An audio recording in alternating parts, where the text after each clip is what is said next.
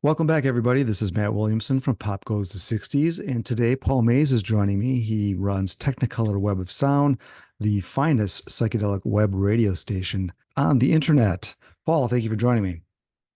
Yeah, Matt, it's always great to be talking. Appreciate you having me again, and can't believe it's been like a year and a half since roughly since we did this. So time flies, but Sure we've been does. talking about this for a while, and it's a good opportunity that we're connected here.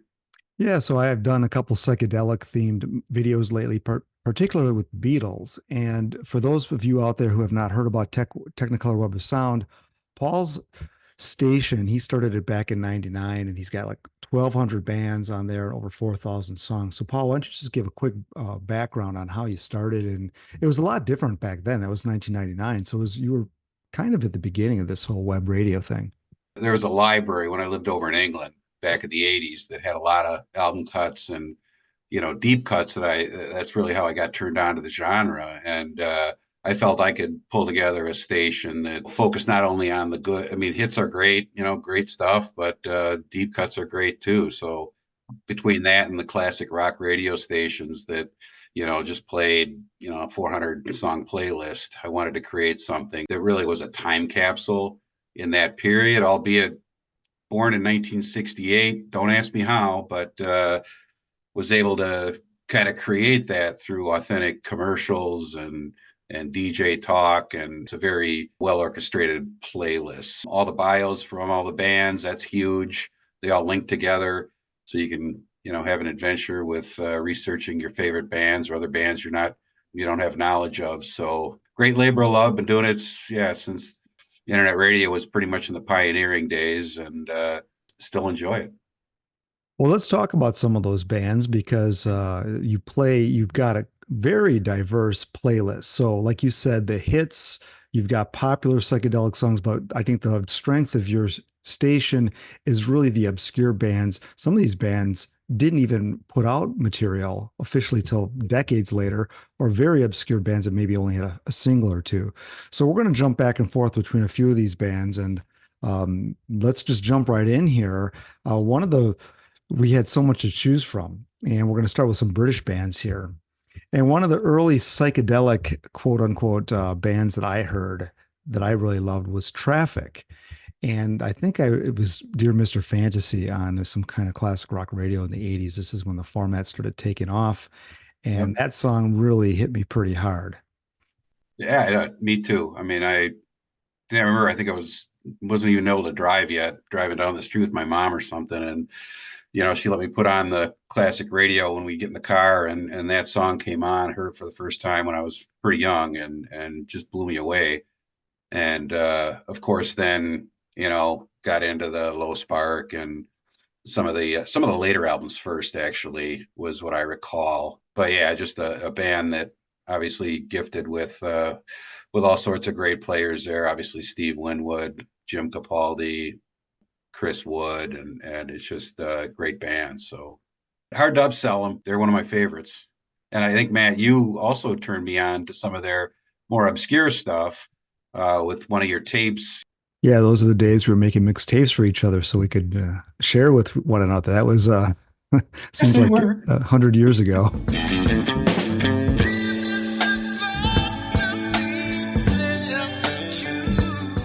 Traffic was really born out of two different groups. Do you care to tell us a little background on those, Paul? Yeah, so of course, Steve Winwood, who was a part of the Spencer Davis group. Spencer Davis was the leader of that band, and Winwood was a child prodigy. Came into that band and created hits for them. Obviously, took them up into the charts. But then you also had another band called Deep Feeling, which is a lot lesser known. They didn't have any vinyl. They never released. They did record, but that included Jim Capaldi and Dave Mason. And feel the joy every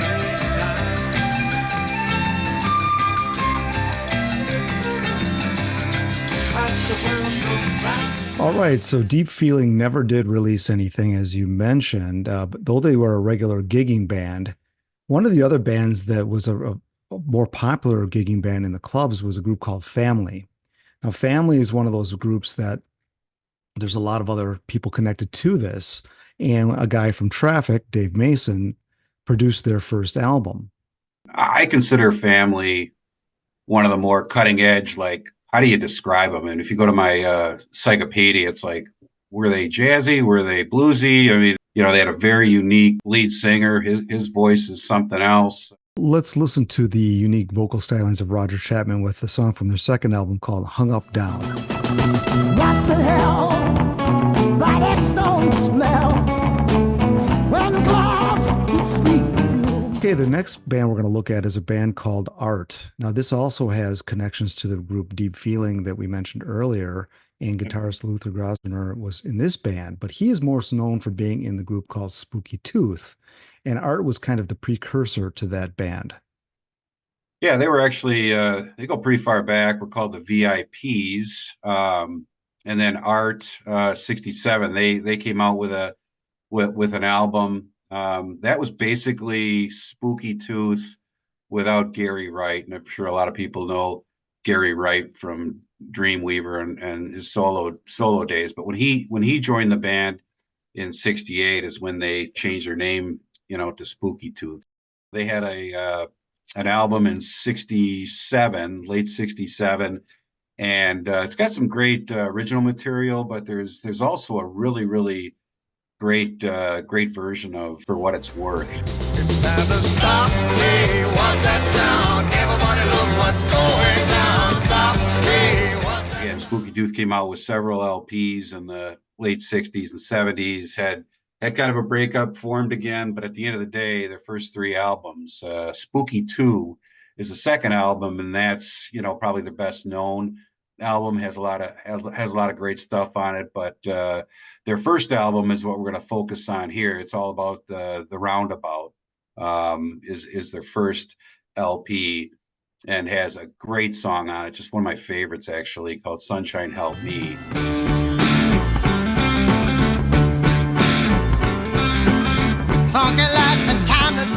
Spooky Tooth was also produced by Jimmy Miller, and he was a producer of Traffic, The Stones, Spencer Davis Group. So you see this connectivity between these bands as they morph into other bands and change members and create new bands. There's a lot of the players that they keep falling back into because they're comfortable with them. Unlike the next band that we're going to talk about, which is Audience. Now, this is a group I didn't know much about at all. I hadn't even heard of them until you introduced them to me, Paul. Yeah, and I can't even remember how I stumbled upon Audience. It may have been a listener. I mean, I get a lot of recommendations from listeners. I do check that stuff out, but on the bio in my Psychopedia, I mentioned that they're a cross between Family and Spooky Tooth, which they had a very unique vocalist. Howard Worth was his name, but they were another band that played a lot of festivals, late '60s, early '70s. In the late '60s, they opened up for Led Zeppelin quite a bit. So, they did tour the States, and they did have a cult following, not only, within the UK, but the States, but they were just they never had a hit. But I highly recommend their first LP. They got a lot of good stuff on their second and third LPs, but highly recommend their first, just chock full of great stuff.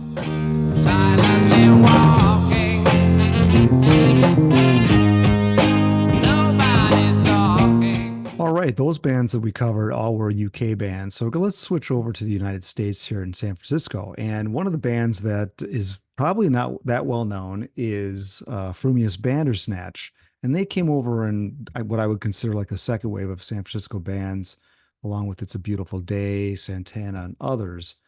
But Frumious Bandersnatch, even though they were a little bit popular in the clubs, they didn't ever release a full album. Frumious Bandersnatch, another band that again just kind of stumbled upon through listener recommendations, and bought a CD of theirs, which included it was an EP collaboration. They had an EP that actually was released on their own label called Gramophone Muggles Works, I believe it was called. And what was unique about it did have purple vinyl. There weren't a lot of, as we know, vinyl out there at that time that had different colors, but that was unique with it. But when I bought that, it had Country Joe and the Fish. I mean, it was basically EPs that featured Bay Area bands, and the Frumious Bandersnatch just blew me away, especially a song called Hearts to Cry. And this band, I started playing them, and then one of their members, Bobby Winkleman, reached out to me, and we went back and forth quite a bit. And then I was able to get some of their live material and put it on the station as well. I was raised with a dream I couldn't share. Okay, Paul, before we jump to another band, Frumious Bandersnatch, some of the members went on to some other bigger groups. Which groups were those again? Journey and the Steve Miller Band. I mean, a lot of the players out of Frumious Bandersnatch, after they broke up in the end of the '60s, went on to do some really good stuff. Well, let's stick to the Bay Area here. And one of the other bands that was kind of in what I call the second wave, that kind of 67, 68 period, was Creedence Clearwater Revival. And they don't really get considered they're not recognized much as a San Francisco band, let alone a psychedelic band. What have you got on them? Yeah, it's kind of interesting. They were originally the Gollywogs, really didn't have any success. I mean, I do on the station feature a radio commercial actually where, featuring the Gollywogs playing at a club. But a lot of people attribute CCR as like a Bayou band, because born on the Bayou, and they do have, kind of that swampy country fried sound, but said they didn't really play as much the ballrooms, the whole hippie scene. But they had some great psychedelic stuff.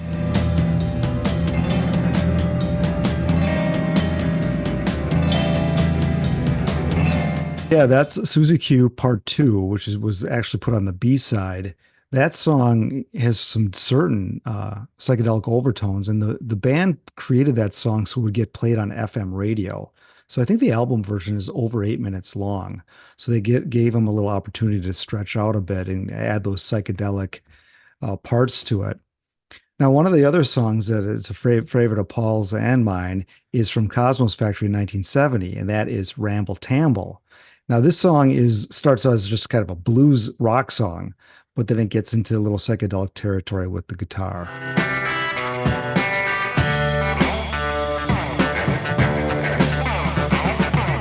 It's interesting how many bands during that period adopted some of the psychedelic production or writing style or instrumentation. And we see that time and time again with bands that aren't psychedelic, and this is a good example of that. What's Moving- interesting Mhm. is I try and figure this one out because I don't think that CCR, I mean, they had the atmosphere around them, but they were unique for the Bay Area. I think just unique overall, and weren't really trying to be psychedelic at all. You mentioned it earlier. You called it swamp rock, and that term was, I think, derived from CCR's style of music. And even like the song "Born on the Bayou," that's got the guitar in there to me is somewhat psychedelic. So they always Yeah. have these little overtones here and there, and you've carefully picked the songs from them like that to put on your station. Yeah, I think there's somebody just say "Born on the Bayou." I mean, huge hit, everybody knows it. But if you want more songs like that are a little deeper cuts, but just as good as that song, you've got them on their albums. They don't, not every song, is like that, obviously, but they're on their albums, and it's worth searching out.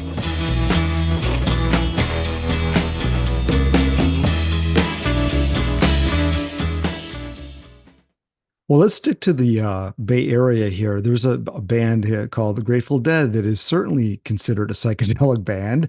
And yeah, the album we want to talk about, or the song, is from the second album, Anthem of the Sun. And this was a unique album because it was extremely experimental, and they were clearly trying to make a psychedelic album.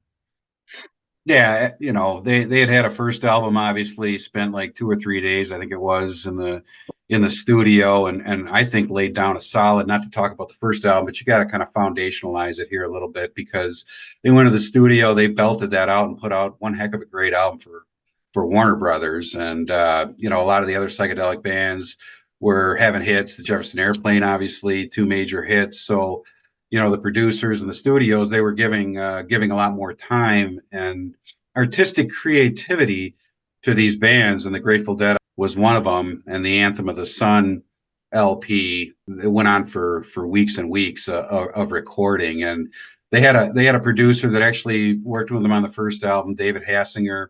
He started to get a little irritated, or a lot irritated, over the self-indulgency, hate to put it that way, of that album, and the straw that broke the camel's back that made him leave the record, I think a third of the way through it, was when Bob Weir asked for Thick Air to be put on the albums. That was enough. The summer sun looked down on him. That song was one of the songs that Jerry Garcia commented that parts of the album were very far out, or even too far out, that they were making a collage. And I know they used some live recordings to add to this album to try to blend it all together, which sometimes for me, I don't, the songs are too drawn out. And I'm into a little bit more, I guess, shorter, more to the point songs. This album does not have that at all. And they were there's some avant-garde elements, and they were influenced by John Cage and Caroline Stockhausen and stuff. So it gets really kind of strange. But Paul, you were telling me that the first version that you heard of this album was the remix done in '72, which I did not know existed. Yeah, I think it was Phil Lesh that did that, but it had the original LP background. The picture itself has got a story on its own, that the guy that designed it supposedly was on acid while he was watching the Grateful Dead, and that's what he saw. I mean, if you look at it, there's all their faces, and it's in a very psychedelic circular type pattern with flames coming out of their mouths and everything else. So check that out. It's very cool. But the background is purple, the original mix, which has a lot of stereo effects in it. I mean, a lot of back and forth. I mean, almost to the point where, in my opinion, it's a little too busy.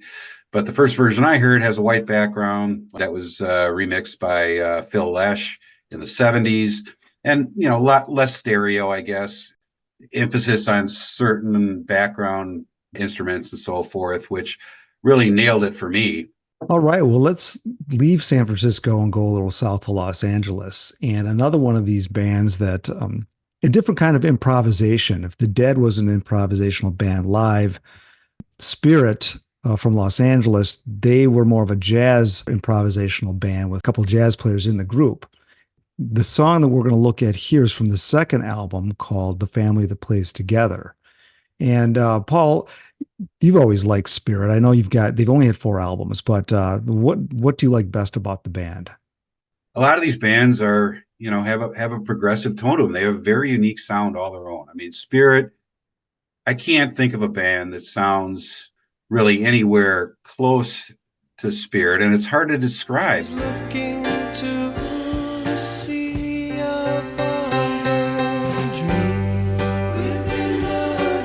So that is A Dream Within a Dream from their second album, The Family That Plays Together. And one of the things that Spirit was not that popular. I mean, the jazziness of their music made for some very good critical acclaim, but for very poor sales, unfortunately. And they got some FM play, of course, but they just couldn't really make the transition with some of the other San Francisco bands. They did have, 2 staples on FM radio that went, I think into the 80s. You could probably still hear them, but I Got a Light on You, which is on their second LP, as well as Nature's Way, which is on that 12 Dreams of Dr. Sargonicus LP from 70, I believe, which was really their last attempt to, they thought that album was going to blow people away, and it just kind of fizzled out, there's a lot of great stuff back then, but it was kind of surprising to see that. And then they went their separate ways after not having a large degree of success with that one. Okay, one band that doesn't get mentioned much in the world of psychedelic 60s music is the James Gang, and they were just getting started recording, at least in the very late 60s, with their first album that a lot of people don't seem to know about. Paul, tell us about your album. Yeah, so it should be noted that James Gang actually started as a 5-piece back in '66 and went through personnel changes before Joe Walsh joined in '68. Now, Joe Walsh is one of my favorite. Matt hates it when I call him underrated, but I just think he's one of the best, one of my favorite musicians personally, just his whole persona and the way he plays guitar just hits me the right way.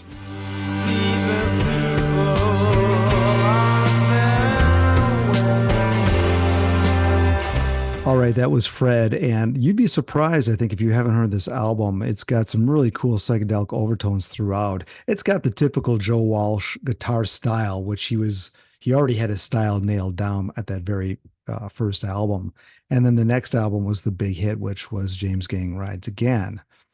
So yeah, that was Paul mentioned. We always talk about Joe Walsh. Paul's a huge Joe Walsh fan, and we've seen Walsh together many times, and Paul's seen him many more times than me. But yeah, he's just one of those guitar players that came out of the whole psychedelic scene, and he was very much influenced by Jeff Beck and the Yardbirds and Beatles and groups like that. So you can see Yeah, where his playing was really influenced by. that first album too has a Yardbirds cover on it, and the song Bluebird is the Buffalo Springfield song that they cover.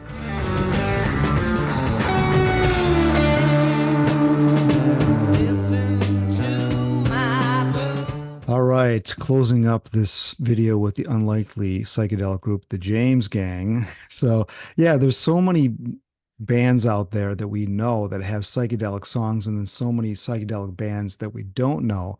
You'll find almost all of them on Paul's station, Technicolor Web of Sound. It seems like a bottomless, reservoir. I'm not going to say pit, bottomless reservoir of awesome music, and I just keep digging it up. And listeners keep bringing me recommendations because I do, like I said, listen to that stuff. Facebook, techwebsound.com has become pretty big. We've got thousands of followers on there now. So, check that out. And since the last interview, just been growing and growing, and appreciate the support, everybody. And Paul's got merch. Why don't you lift up your mug there, Paul? Oh, yeah, absolutely. So I've got merch, I got shirts, I've got mugs, water bottles. There's all sorts of stuff on the website at the bottom. Yeah, and if you do a search for some of these obscure bands, oftentimes it'll take you right to Paul's website, techwebsound.com, because of all the bios. So there's a bio in every band and all these obscure bands. He's really been meticulous at showing the progression of the band and all the band members, and all these band members connect to these other bands. So it's really a great history lesson, actually. Head over to techwebsound.com and check it out for yourself. Thanks for joining us.